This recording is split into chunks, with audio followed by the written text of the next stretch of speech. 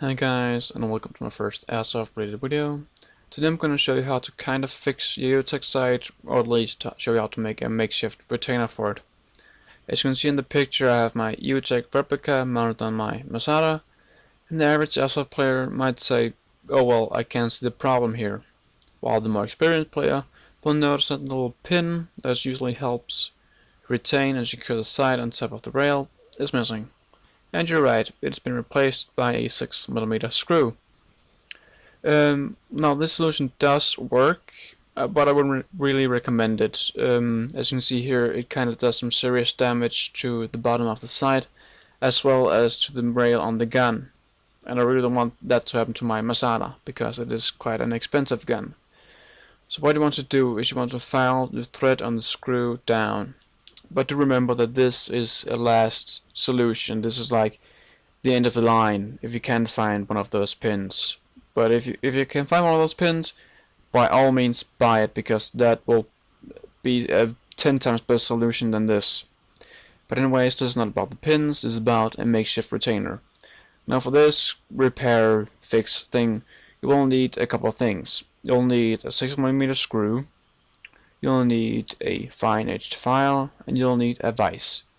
Now what you first want to do is you want to screw the screw into the retainer block, as you can see here. This is because of two things.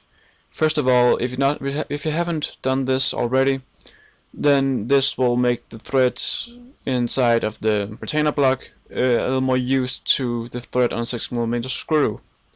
But do remember, when you do this, then the block is only usable with 6mm screws. So if you want to get a pin, then you will have to find a new retainer block as well. But anyways, if you put the screw into the block, into the old retainer block, then what you want to do is you want to securely tighten it into the vise, and then you can begin filing the thread down. Now the way that I do it is that I apply a little bit of pressure when I file down. This speeds up the process a bit, but you want to keep track of how far you've gone so far. And so between every couple of strokes, you'll stop, kind of look at the thread, see how far have I gone, and then you can continue. Now you do this until the thread is, if it's either completely gone or to an extent where it won't damage the rail. And you continue this process with the entire screw, so the entire thread on the screw is either completely gone or it's so low that it doesn't really damage the rail. As you can see here, I've done this. The thread isn't entirely gone, but it doesn't really hurt the rail or damage the rail either. So this is pretty much it. I hope you enjoyed the video.